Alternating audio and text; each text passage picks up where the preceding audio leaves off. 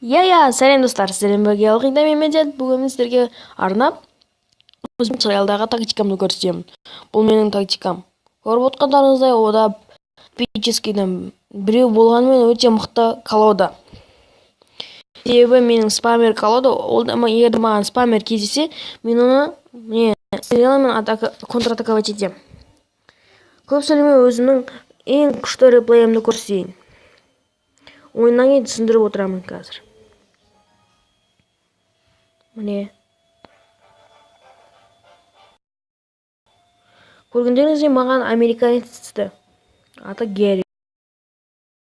Ол маған надгробин жасағаны, мен де оған хижина варварфты жасауым керек деп ойладым.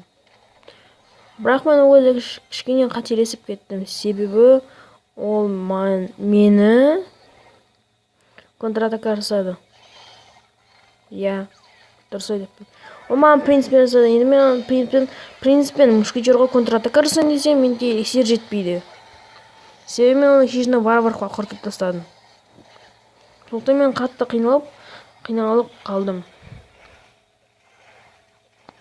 Мен оған енді оның жаңағы принципі мен мушкетері өлгеннен кейін, мен де оған жасауға тырыстым.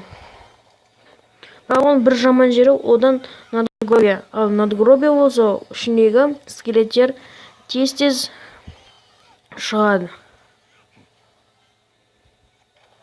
Міне ол өзінің жаңағы принцессаның башнясын жеткізбеу үшін хижина гоблинов қойып жатыр. Мен оны қазір стреламен қарсы атака жасауым керек. Дұрыс айтыппын. Мен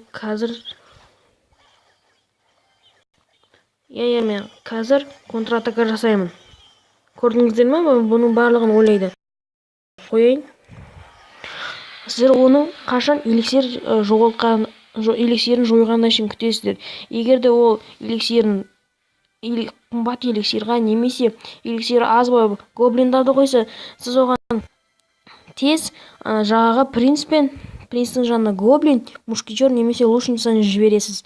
Себебі олар оған көмектесіп тұрады. Көрдіңіздер? Көргендей, олар жағаға принцқа түк істей алмайды қарсы. Мушкетер қоюдан басқа. Осы арқылы мен бір башасын тауып алдым.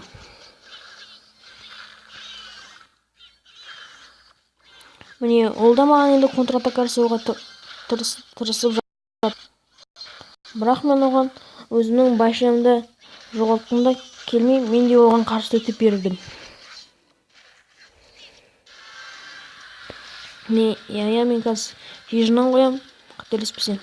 Дұрыс айтыппын. Ең соңғы жерінде қазір бір қызық.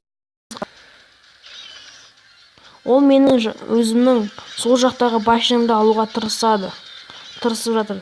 Ақырында ол алады, қателеспесем.